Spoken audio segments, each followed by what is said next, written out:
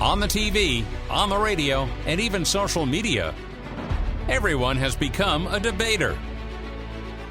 Hot heads, hot takes, and lots of hot air are now the norm. But only one can be the Master Debater. This is Master Debaters from News Talk 550 KTSA and FM 1071. And welcome to Master Debaters. I'm Dennis Foley. This week we're taking a look back at some of the more interesting arguments made by our debaters on the show and whether they were actually good decisions or not. And you get to be the judge. You can fill out the judge form on the Master Debaters page of KTSA.com with your scores 0 to 10 and thoughts. Or you can send us your thoughts on Twitter at KTSA News. We start tonight with a look back at 1027 Jack FM's Sam I Am's take on pizza and what Washington Post's Alexandra Petri and Bristol from Kiss Country 93.7 and Shreveport, Louisiana both think about it. So Sam, it's now your turn. Here are your 90 seconds. 90 seconds? I don't even know if I need 90 seconds for my point. It's just like, have I started? Are we ready? Oh, yeah, you've got Okay, I hear the timer. All right, let's do it. Well, I just want to say I think we've been lied to our whole lives. I don't know why. I don't know the reasons for it, but pepperoni is not the best pizza topping. It's not. You see it in cartoons and on advertisements. Every time you see a picture of a pizza or a pizza slice or an emoji, it's pepperoni, and it doesn't have to be. Pepperoni is an overrated topping. And everybody, I think people, when they call to order pizza, they get scared, maybe nervous on the phone, and they just blurt out the first thing that pops in their head is pepperoni. And it doesn't have to be that way. There's so many other better toppings than pepperoni. Pepperoni really isn't all that great, and anyone who tells you otherwise really doesn't know that much about pizza. You're almost better off just eating cheese pizza than a pepperoni pizza. Is that it? Am I done? Okay. No, you still have about 30 seconds. Oh, you got 30 seconds? Yeah. Look, I really don't need any more time. I mean, just why did pepperoni get so popular? Why is pepperoni one? Oh, I gotta have a pepperoni. You don't eat pepperoni on anything else. Maybe an occasional sandwich, but even then, no, you're not. No one's eating pepperoni except on pizza. What does that tell you about pepperoni? It's just okay. It's not the best. You're better off with sausage or maybe chicken. I don't know, bacon. You can try anything else on a pizza besides pepperoni. Pepperoni's overrated. All right, Bristol, you have a challenge. You know, I do. And I really want to agree with you, Sam. You're such a likable guy. But when it comes to pepperoni, I feel as if you're all wrong. I mean, how can you go wrong with a tube-shaped meat? And I will tell you, I am currently doing the keto diet. Whoop, whoop. And when I have pepperoni, it puts me instantly in ketosis. It's just amazing. And who can deny the allure of a pepperoni pineapple slice? I mean, the sweet, the savory with that melty cheese, you can't go wrong. Done. Okay, cool. Another 5 seconds or so. Okay. All right, Alexandra, your turn. Oh, man, I think you're so wrong about pepperoni. A, pepperoni is good on its own. B, your contention that just cheese is better, I think absolutely not. Then when you just started listing other things you could put on a pizza, I feared that at any moment you were going to say something like pineapple. I mean, in this land of chaos and anarchy to which you usher us, when you refuse to admit that pepperoni, say what you will about it, it's a simple, safe choice. It's the choice that occurs to everyone for a reason, because people can agree on it. This country was built on incremental change for the better, and pepperoni is incremental change for the better from a plain cheese pizza. You want a topping? Not everyone agrees on sausage, and some monsters will suggest pineapple, but pepperoni saves the day. That ketosis, that wonderful tube, it's got it all. All right, Sam, you have 45 seconds to rebut those arguments. Okay, I'm not sure if talking about long tube meat on a show called Master Debaters is a family-friendly, if it's wholesome or not. But, here's the thing. Nobody in America is forgetting pepperoni on their grocery list and being like, oh, honey, we forgot the pepperoni. Oh, yeah, let me get pepperoni at the store. Nobody's out in a rush to get pepperoni. Even when everybody's buying up all of the stuff during the shutdowns, toilet paper, I mean, you name it. There was tons of pepperoni. They didn't sell that much pepperoni. pepperoni's not that great. Pepperoni's overrated. It's okay. I'm not saying it's bad. It's okay, but like it's not the best pizza topping. Almost everything else is better on pizza. Pepperoni's. It's just, man, we've been sold a bill of goods. It's not that good. It's overrated.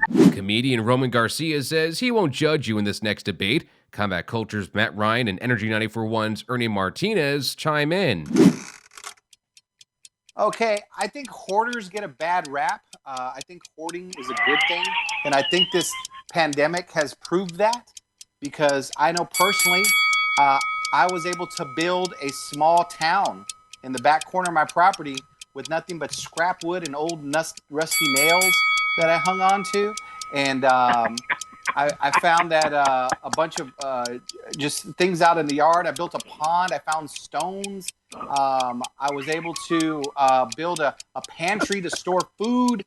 And so all that junk that my wife told me to get rid of, well, she's excited now having an outdoor pantry so we can store for the hard times. And so I think we need to stop giving hoarders a bad rap. I think the show about hoarding needs to go off the air because it's hoard shaming, and I don't think that's right. So so now I don't throw away clothes. I don't throw away anything, because anything can be firewood too. All right, Ernie, 30-second challenge. So, of course, hoarding is bad. Of course it is. It's not healthy. It's unsanitary, especially in living in the days of a pandemic. You can't afford to be not sanitary and find, roaches and cucarachas and, all kinds of other things floating around in the things that you're hoarding around your house. Now, I will give Roman this, is that sometimes, my wife keeps a junk drawer in the kitchen, and I go in there and I can find batteries or, things to hang pictures with. Sometimes that's good, but very minimally. Matt, 30-second challenge. All right, now I just need to know why Roman decided it was a good idea to hoard rusty nails when I think he has at least a dog and possibly children. That's a terrible idea. Like, you trying to just give everybody sepsis? But no, hoarding is terrible. I've done it before. Members of my family have done it before. I found old doll parts when I was cleaning out my mother's apartment when she kicked it. That's not good. That just gives people schadenfreude. Hoarding is not good. We need better mental health in this country because people shouldn't be holding on to magazines from '06. Roman, 30-second rebuttal. Okay, so here's the thing. All that stuff that's hoarded, and you talk about piles of food laying around, what did you need during the lockdown? Food. So I think I'm making my point there. Rusty nails around the children. Hey, guess who's now built up their immune system and is not catching corona? So I think the fact that I built a small town outside and we can all hang around out there and be in the sun getting vitamin D again, fighting off corona, I think that my hoarding was some genius foresight.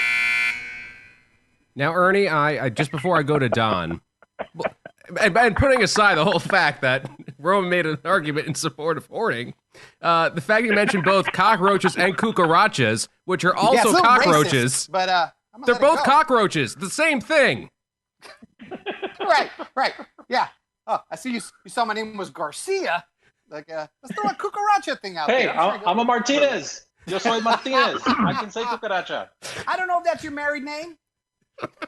I don't know if you took your wife's last name. I don't know. Oh, man. I have no idea. Don, what scores you want to give out? -20 to 20 for all that. Oh, Roman, you didn't create your own. You created a shanty town. Is what you created.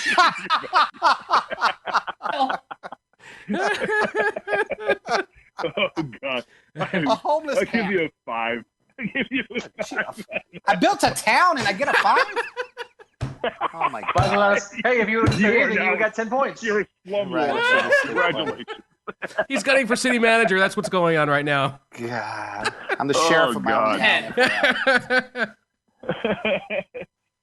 Created a town. Oh, God. Ernie, I'll give you a 10. And Matt, we'll give you 20. You put up a good argument on that one. What would you do if you won a big lotto jackpot? Well, we asked journalist Ryan Broderick, comedian James Ponce, and Fox News Radio's Matt Napolitano. Lottery jackpots keep climbing. The numbers keep growing along with the hype. No big winner again for Wednesday's Powerball drawing.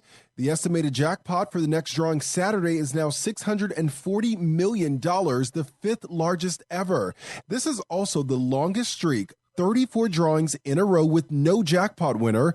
As for the Mega Millions, Friday's drawing is now worth $750 million, the second largest jackpot. Combined, close to $1.4 billion up for grabs. Lionel Moise, ABC News. So for 4 minutes, you all, with a 15-second head start for Ryan, you're all going to tell me what the best way is to use all that money. Oh, wow.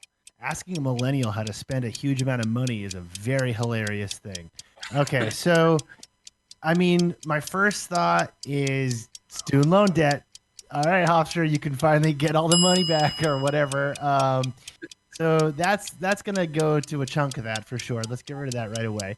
Let's do all the smart stuff first. So, like, student loans, let's pay those. Let's buy some property, like some safe property. Nothing crazy yet. I feel like we're going to start buying crazier shit, like, down the line. Then, like, let's invest it. Like, let's invest in Tesla or something. What the hell? Like, that crazy guy's just going to keep going. So now that we've got some safe bets down, now I think it's time to just go completely berserk. So we're trading crypto like crazy. I think we should maybe start buying islands in, like, Central America and trying to turn them into, like, sovereign nations.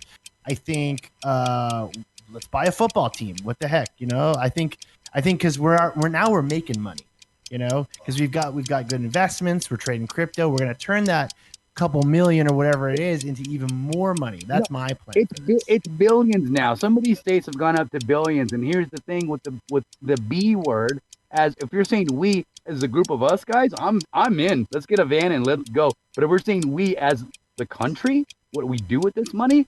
Yeah, he's right. We're buying countries, you guys. What are we doing? We're selling countries. We're doing crazy deals. Guess what, El Paso? Finally get Greenland outright. You're El Paso. You're now part of New Mexico. Houston. You're now part of Louisiana. What? We're going crazy. We do what we want. I'm gonna buy a chunk of the moon. That's what I'm gonna do. I mean, when we are finally up there, I want to have my spot reserved. That's what I'm saying. That's what I'm gonna use my money for. I mean, I'm just trying to get past just the hurdle of just getting over all my debts right there. I feel like that's going to take up at least a good chunk of that billion. The debate is reality of a Hofstra education. The key word of this debate is we. What do we do with this money? Here's what we do. Let's say it's Texas. Let's say it's up to the billions and we don't do anything. What do? As Texans, we go to another state and we buy all their lottery tickets. With that $1 billion, we're going to buy $1 billion worth of California's lottery tickets, and we're going to win at least one. We're going to at least double our money, guys. We're not thinking. We got to think how to make. It's like you get a genie, and what do you wish for? For more wishes.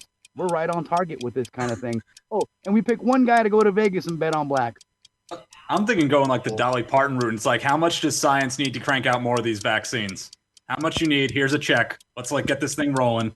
You know, bankroll myself, start buying into some biotech companies to try and really just bankroll myself even further with investments. I'd go that route. Yeah. I mean, obviously, I definitely would want to, obviously help out family, get some money to charity too. But then beyond that, I don't know. Like, I can't even think of what I would want to spend on myself because, I would never want to spend a lot on an extravagant car because, I never understood I would want to get a $3 million car. I'd be terrified to drive that thing because I'd be worried the slightest dent or the slightest scratch from just going around the block in the neighborhood. Especially, I live in New York. I'm not trusting no $3 million car out here in New York City. Just in terms of driving it, because someone's going to smack right into it with a taxi. I'd buy a lot of nice socks. Once again, what we do as a country, you guys. You're saying we. That's the debate. We. What we do as a country. Once again, we, us, whoever. If it's just us, group of guys, we buy a giant mattress and we put the money underneath that. The mattress goes from here across Mexico, and we're putting a giant bed bug cover, or like a grandma does. We hide that money. Right? We're going to put it in the holes in the backyard. No one's going to find it. It's $1 billion. It's going to be a lot of holes, but it's going to pay off in the long run, gentlemen. Is your grandma Ron Swanson? Wow, guys, we clearly came of age in the recession listening to this. This is nuts. We're going to hoard this money. Now, the most concerning Wise part, investment. before I go to Casey, the most concerning part of the argument I heard was from James, suggesting that Houston go to Louisiana, and then also El Paso go to New Mexico. But man, one way to kill a city in Texas is having it in Louisiana. Coming up on the Best of Master Debaters, is pumpkin spice really everything nice? Well, that debate's next. This is Master Debaters from KTSA. This is Master Debaters, the show where the best argument wins. Welcome back to the Best of Master Debaters, where we're looking back at some of the more peculiar moments of the show. We get scientific with BuzzFeed's Hayes Brown, talk show host Casey Bartholomew, and Anthony A. from the Dino Cortez Show. So I believe that paleontology is in fact the worst science, because why? It is a liar science. I say this as someone who's jilted, scorned, led astray by paleontology, because like so many of my generation, I loved Jurassic Park. All of them, all the way through. I saw it in theaters when I was 5, way too young.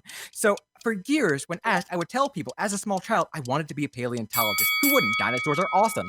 But when it came time for college, I looked at the requirements for a paleontology major, and you know what most of the classes were about? Rocks. Effing rocks. Turns out paleontology is basically geology in disguise. And I feel like that's not really the case for most other sciences. You take astronomy, you're learning about stars. A lot of physics in there, but at the core of it, you're learning about stars and planets and everything else up there in space. Biology, you're learning about bodies and life and all that jazz. Chemistry, how to make drugs. But paleontology, how many classes do you think are about dinosaurs? Answer, very few. Because here's the other thing. Because here's the other thing. It also turns out that like all of the life on Earth so far, dinosaurs make up very little of it. So yeah, no, as it happens, most of the various things that's lived on Earth and were solid enough to make through the process of sediment filling their bones, leaving an impression as the rest of the organic material fell away, shellfish, maybe some fish. That's the majority of paleontology. And as someone who felt very betrayed by that fact, I gotta say, paleontology is the worst science at this point. There's no redemption for it, no matter how good the Jurassic Park movies are or how fun dinosaurs are to learn about.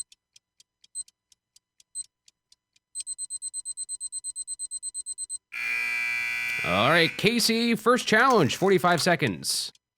Hey, it sounds to me like you're more angry that paleontology didn't turn out to be what you saw in Jurassic Park. I guess you were hoping that you would go out and there would be T-Rexes and velociraptors chasing you around. Jurassic Park was a movie. It was entertainment. It was a great movie. I enjoyed every one of the movies in the franchise thus far, and I take my son to see them. But I don't really believe that's what paleontologists do, any more than I believe that archaeologists run around with bullwhips like Indiana Jones does. I think it was just entertainment, and I think you need to put your sorrow aside a little bit about the hopes that you would be a paleontologist that actually touched real dinosaurs and realize that you were watching a movie and there's no reason to judge an entire science that's done a lot of good because you didn't care for the entertainment value of the movie. All right, Anthony, 45-second challenge. Do Not Stop at Jurassic Park has the only piece of 90s pop culture that led us to astray as what we thought paleontology really was. The only paleontologist I ever grew up around or even knew of was Ross Geller. Okay, now my with Ross Geller is that Ross Geller portrayed paleontology to me as hanging out in a coffee shop, being in a nice fancy apartment in New York. He was actually a paleontologist by the age of 30 and had a tenure at NYU. That's what I thought paleontology was. Don't stop at Jurassic Park for ruining this great science for us. Dig deeper, if you may, and get down to the root of this. Maybe there's something deeper to this, because why is Ross Geller and that mosquito and words of Jeff Goldblum? All right, Hayes, 45 seconds to rebut your challengers. Anthony, I appreciate that. I appreciate your puns, especially. I have no bone to pick with you. Casey, though, I gotta say, I'm sorry that you think that I was, I'm harping too hard only because of this one fictional representation.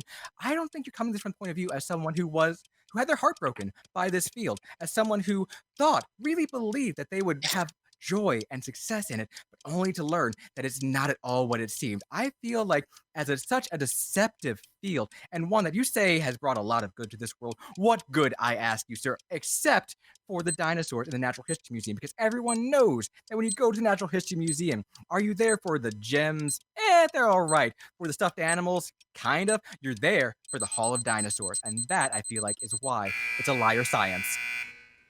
Katie, you're not a paleontologist, right? No, but I did write a love song for my husband about a dinosaur that fell in love with a paleontologist. It was like, I know I'm kind of crazy, but it's the crazy that you dig. So I felt personally attacked by this entire exchange. So what scores are you giving out? Mostly kidding, but not. Journalist Ryan Broderick takes the time to go after pumpkin spice haters, which may or may not include Washington Post's Alexandra Petri and DJ Automatic from the Dino Cortez Show. Okay, so this is a little controversial, but I think it's time we all acknowledge that pumpkin spice lattes and pumpkin spice food in general is good. You don't have to enjoy it ironically. It's nice. It's refreshing. It signals that the season has started, that autumn is here. I like the pumpkin spice latte from Starbucks. I like it from Dunkin' Donuts. I actually prefer it from Dunkin' Donuts if it's between you and me.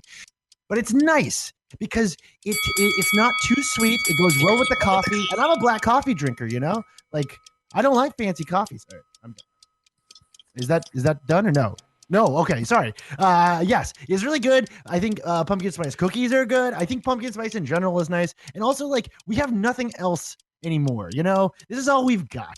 And it's like, let us enjoy a nice, sweet autumnal beverage and go, you know, pretend like we can go outside, but we can't this year. So this is the year. We all just need to let it go because we do this every year. And it's almost more annoying than getting mad about the pumpkin spice lattes is the people getting mad about it. You know what I mean? It's like, this is so tiresome. We can just let it go.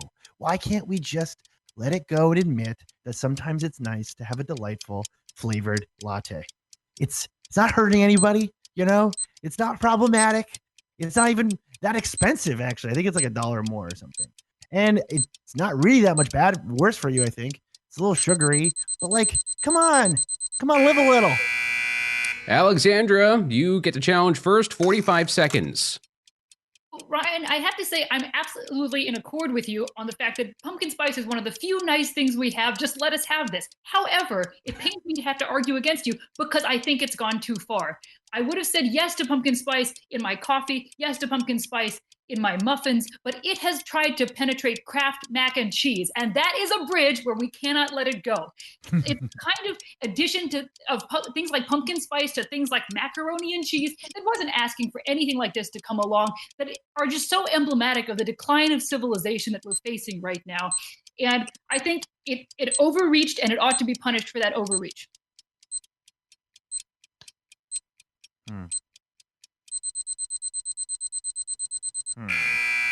Automatic, your 45-second challenge.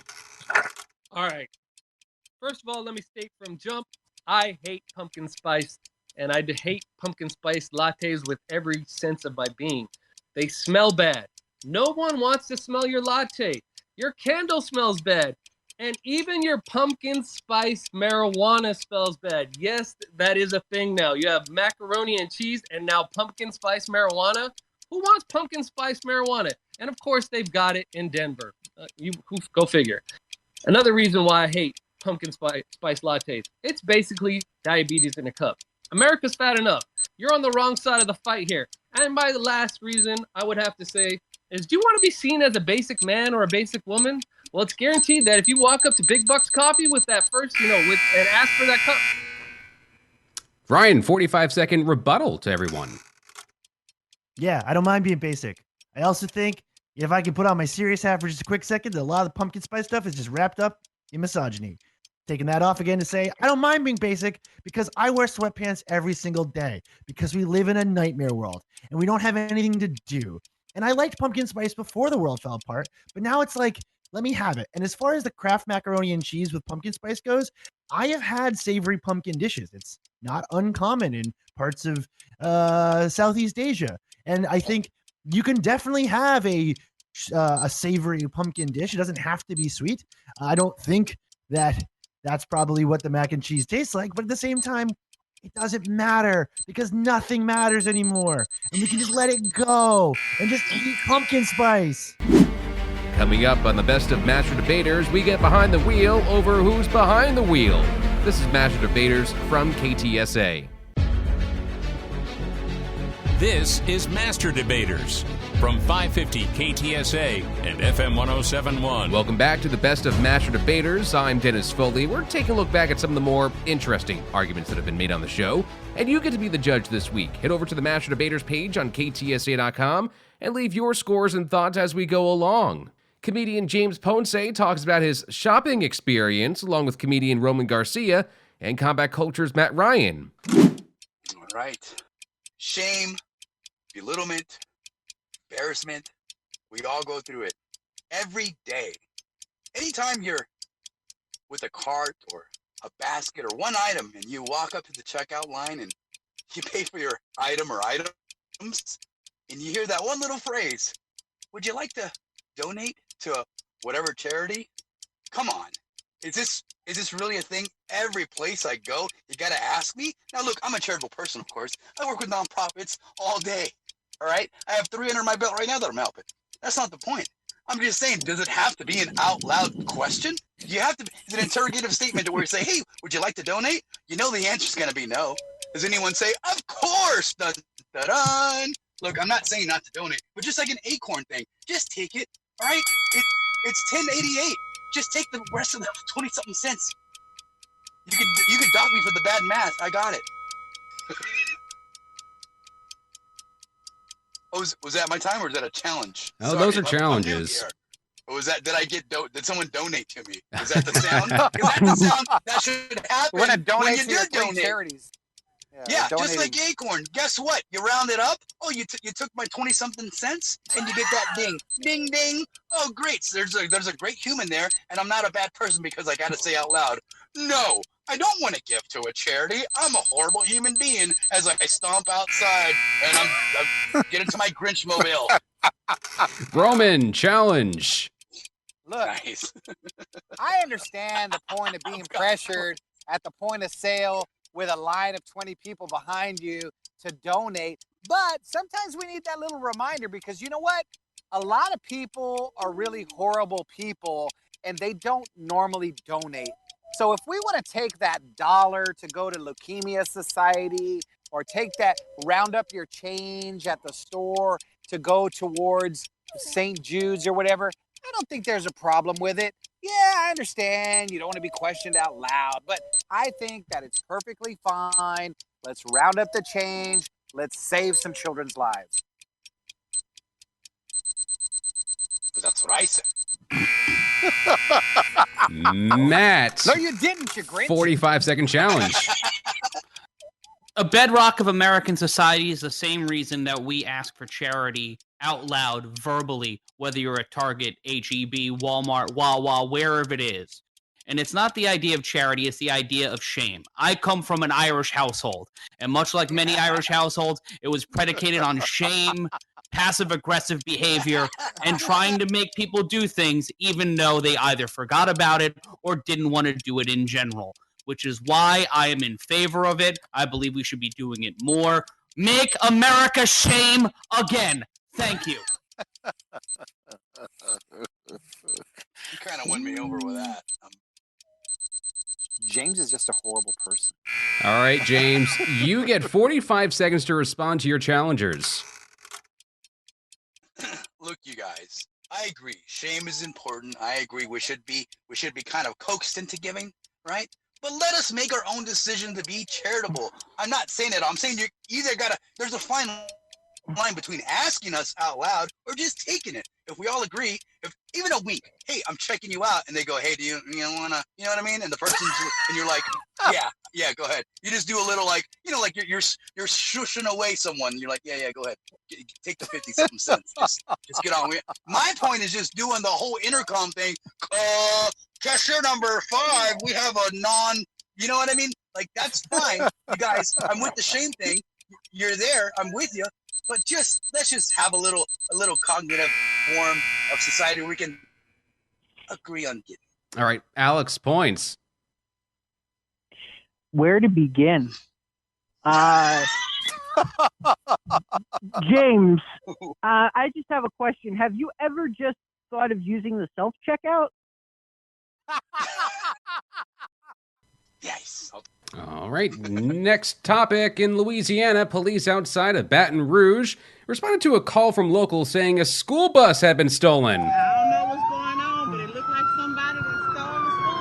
That's exactly what happened in Baton Rouge. Someone took the school bus for a joyride, weaving through town as stunned neighbors looked on. A Sunday, you're just trying to relax, and things happen. The chase lasted 13 miles before the bus struck a gas line and a tree before coming to a stop. When police got to the bus, they discovered it was an 11-year-old boy behind the wheel. One of the policemen said he had never seen anything like this before. The child was booked into juvenile detention on multiple charges, including theft of a motor vehicle and aggravated assault. Todd Ant, ABC News. So, Matt, any vehicle you've ever wished to take on a joyride? Let's debate that. 30 seconds.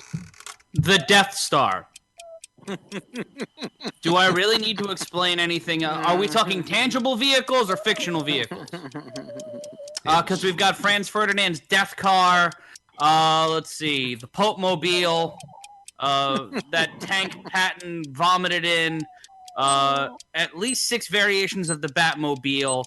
And you know what? A Volkswagen Beetle. Because I just think it'd be funny me driving around in one. It's a large man in a compact vehicle.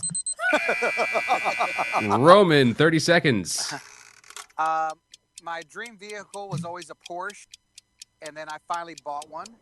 It was used, but it was new to me. So a Porsche would be my vehicle of choice to steal. When I bought it, I ran into a friend of mine, and I say friend, I use it loosely. He said, "Are you having a midlife crisis?" I said, "No, I'm having midlife money."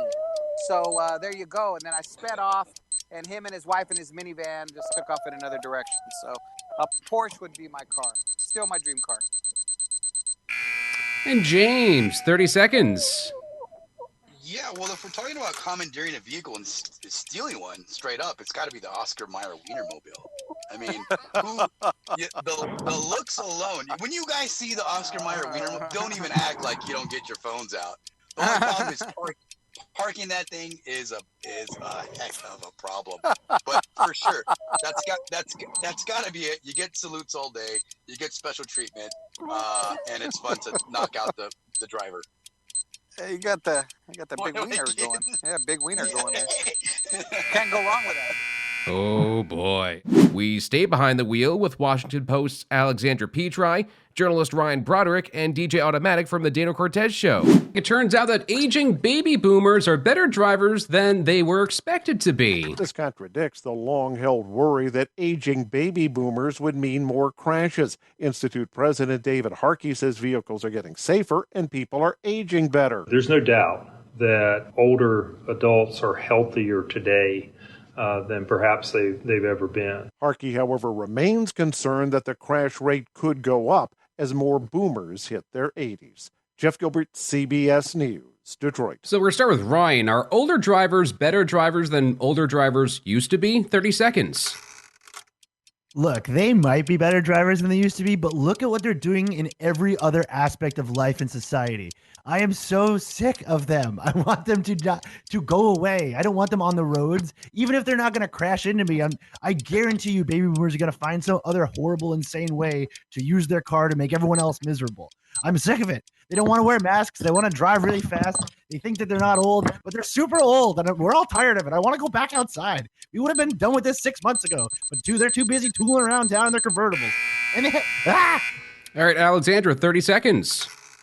I'm basically in agreement with Ryan. The baby boomers were a generation defined by the car. And what has the car given us? I'm exhausted by them. The sky is full of chaos and carbon, and we are not a happier people. Furthermore, all these news stories just saying that boomers are doing better than you'd expect. I expect very little. You don't have to impress me, but it's a very low bar that they're crossing here. And I feel like if they're driving to yell at us about eating our avocado toast, they should just stay put and stand away.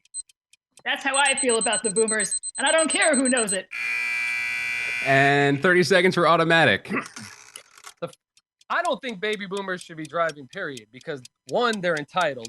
We all know that. They all feel like anything that they say or do is their God-given right. The other thing is they're loud, they're crass, they find millennials at fault for anything. So if you did have an accident with them, they would find a way to blame it on you and how you do live your life. And the other thing is boomers probably just need to sit down and start taking Ubers, because that's the way that they need to travel from here on out, because they're probably going to end up ruining the highway system for us, because they ruined America for us. Coming up on the Best of Master Debaters, we made one judge's dream come true. Hear how we did it next. This is Master Debaters from KTSA. From 550 KTSA and FM 1071, this is Master Debaters, the show where the best argument wins. This is the Best of Master Debaters on 550 KTSA and FM 1071. I'm Dennis Foley, taking a look back at this moment with 1027 Jack FM, Sam I Am, Energy 94.1's Miho, and journalist Ryan Broderick. So we here at Master Debaters like making dreams come true. And our judge's dream was to one day oversee debates about that thing, Star Wars. Yeah. So debaters, when it's all said and done,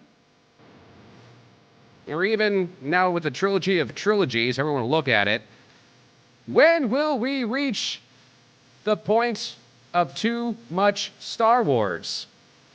That's the topic for this 5-minute melee. I present the topic. You'll each have 5 minutes to debate that topic, no more, no less.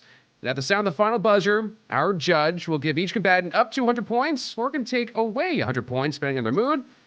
That person with the fewest points will get a 15-second head start. Everyone else can join in after that bell has rung. Right now, the contestant with the fewest points is Sam. So, Sam, 5 minutes starts now, the 15-second head start. When will we have reached the point of too much Star Wars? You know, it's kind of like his argument on trash TV. Look, they're not getting better. It seems like they tend to be getting a little worse. I don't know, but you know what? Take my money, because anytime they put one out, I'll go watch it. I'm on board. And yeah, I just think that the last one was so bad, though. It was so, and what sucks is like the what is it? Rise of Skywalker was so horrible, and yet I'm still hyped for The Mandalorian. That's how like sick I am. Totally gonna watch all of them, and I can't help it. I think it brings out the kid in us, and it's always there, and you always kind of get a little excited when you see a lightsaber or some kind of weird alien in the cantina. As of right now, I don't see there being enough Star Wars because it's based in fantasy and sci-fi, and you can create any world you want, right? That's the magic behind, well, now it's Disney, right? And so like with something like Fast and the Furious, right, where it's based in reality, when cars are going off cliffs, like when cars are going off cliffs and they're being pulled by a helicopter, you're like, well, now it's unrealistic, right? But with Star Wars, it lets your mind just wander. You could have characters like Jar Jar Binks who are people are torn about, but at the end of the day, like, it's just a fantasy and you get to enjoy it. And similar to your reality TV, it's an escapism, right? Whereas so there can never be enough of escaping. Whereas like other franchises, like those could have been gone 4 movies ago, but with something based in sci-fi, even like, I mean, damn. I want stuff that isn't about the Skywalkers anymore. I'm good on Skywalkers. I'm good on Palpatine. I'm good on Darth Vader. Although I think we can all agree the Darth Vader scene in Rogue One was the sickest thing I've ever seen in my entire life. That was awesome. It was awesome. But like with The Mandalorian, I feel like there's like a breath of fresh air there where it's like, I don't know anything about Baby Yoda or the child or whatever the name is. I want to learn about this. It has nothing to do with anything. Let's go on this journey. Let's do something new. Totally agree. As bad as the last 3 were, it's only up from here, because eventually they're going to put out another one that keep going, because it's just a matter of time before they put out something that's just like, oh, that was badass, for the whole movie's like that final scene in Rogue One, right? So I keep holding out hope, and I'm all for it. Like, take my money, and I don't care if I'm disappointed, because you can't disappoint me any more than the last 3 have. I mean, they could. Yeah. I mean, Rise of Skywalker. I was so angry when I saw that movie a second time just because I was so angry, and I needed to make sure that like it was as bad as I thought it was, and I was like, "This is just horrible." But see, I've never gone back. I've never gone back and rewatched the last 3. I've had I never wanted to. See, that's how I know that they weren't good. It just didn't make any sense. Emperor Palpatine was brought back via a trailer that was only accessible inside of Fortnite. That's a real fact. They don't explain why Emperor Palpatine is back. You have to play Fortnite to find out. It's not in the actual movie. Shut up. You serious? Yeah, I'm serious. It was oh god. The only part that got me excited was when they showed the Ewoks at the end. I was like, hell yeah, Ewoks. But other than that, I was like, I hate this movie. You have to play Fortnite to find out how Palpatine came back? Yeah, because they skip over it in the movie. So they're like, somehow Emperor Palpatine has come back. Well, the somehow gets explained to you in a trailer that was only accessible to Fortnite players. Which Cancel is Star Wars. You want to talk about cash grab? That's the ultimate cash grab I've ever heard of. Man, I'm so sick of. But Yeah. Mandalorian is cool. I'm excited for that. It brought closure to a saga that's lasted True. 40 years, and like as bad as they were, like I thoroughly enjoyed it, and I'm gonna enjoy them if they drop another 9. Like it's Star Wars, and Yeah. like I get that. you can't. There's never enough Star Wars. There's enough Fast and Furious, especially with rest in peace Paul Walker. But yeah. like bring on Star Wars. Let's do it. You know, but like another franchise like John Wick, like there's another 2. Like I'm kind of tired of John Wick at this point. Like how much more do we need of him? Dude, that's a brave thing to say, but I love those honestly, movies. I I love love them. those movies, but after the third one, I feel you. I was kind of like, all right, I've seen a lot Yeah. of this. I Yeah. love this, but It's like you know, I Fast and feel you. Furious. I've seen it. Let's do it. But with something based in fantasy, like bring it on. It's like the Marvel movies. Like they're about to drop another 20. Let's do it. It's based in Yeah. fantasy. Bring I've- it on. I actually marathoned the entire Marvel franchise like twice, which I wouldn't recommend. It's not fun. And like I'm good on having like a year of no Marvel. Like I'm good at having a year of no franchises. Like it feels nice to just watch movies that Well- aren't connected to anything. Dennis, you need to change the name of the show to Master Agreeers. Yeah, guys, are we friends? Right, we got now? a problem here. Yeah, I think so. Well, Isaac, they said that the show should be called Master Agreeers, which right there, I think it's a 5-point penalty right there. I didn't say it. I didn't say it. I'm okay with that. Dennis, your contestants unionized, and now we're stronger than ever. So we are. That's gonna another use it 5-point tomorrow. penalty. So, Isaac, scores you want to give out? Out of 100. So, Yes. Negative 100 to 100. negative 100 to 100. Okay. Oh boy. Brian, I'm going to start with you because you had the lowest score. Despite clearly being a huge Star Wars fan, you brought up a lot of important things that have happened recently, like how dope that scene in Rogue One is, 100%, how great Baby Yoda is, the disgust that you felt at Palpatine's Fortnite resurrection. But I felt that you didn't really have a thesis in all of this. How much Star Wars is too much Star Wars? At what point is there too much Star Wars? That was the question. I think I have an infinite capacity to watch Star Wars films, but I have definitely tapped out on the Skywalker saga. I'm good. I don't want any more of that for a while. Yeah. I'm gonna award you 20 points. Okay, I'll take it. Sam, I totally feel you. I will watch any Star Wars. I love Aliens, and it can't get any worse than the sequel trilogy. That's a concise opinion. I'm going to give you 40 points. Miho, however, definitely gets the highest score because I think that he gave a serious argument for why there's no such thing as too much Star Wars, is that the broad possibilities of the setting.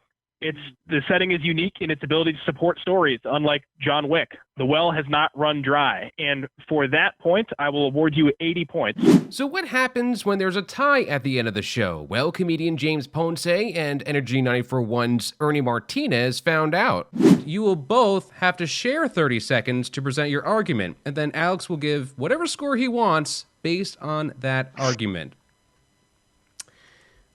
The topic. Santa Claus is coming to the mall, but don't try to sit on his lap. Despite the pandemic and the fact that Santa's age and weight might put him at high risk for severe illness from the coronavirus, mall owners are going ahead with plans to bring him back this year. Malls are planning to have kids tell Santa what they want for Christmas from 6 feet away, and in some cases from behind a sheet of plexiglass. Santa and his visitors may need to wear a face mask even while posing for photos. And some malls will put faux gift boxes and other decorations in front of St. Nick to block kids from charging toward him. Matt Piper, CBS News. So is it a good idea or a bad idea, whether it's just having Santas in the mall or their plan with Santa in the mall? You will share 30 seconds and the judge can give or take away as many points as they wish. That 30 seconds starts now. Listen, all you gotta do is just track Santa on NORAD. That's it. You don't need to sit on his lap. You don't need to, have him sit in the mall smelling like beef and cheese like they do on Elf. Just sit back on Christmas Eve and watch the Santa tracker on NORAD, and you'll be good to go. You don't need to go visit Santa. Smackdown. Look, you guys, come on. Dude, this is imagine Santa coming into that. The kids need to see Santa, even in the disparity. How embarrassing is it 6 feet away saying, huh? What do you want? And that's it for this look back on the best of Master Debaters. Head over to the Master Debaters page of KTSA.com to give your scores and comments to the arguments heard tonight, and let us know what you think. You can also shoot us a tweet at KTSA News. Master Debaters is a production of XS Studios and KTSA San Antonio. You can find out more about Master Debaters at KTSA.com and at debaters.xcsfm.com. I'm Dennis Foley, and this has been Master Debaters, the show where the best argument wins. San Antonio's home for news and talk. On air, online, and on demand. 550 KTSA and FM 1071.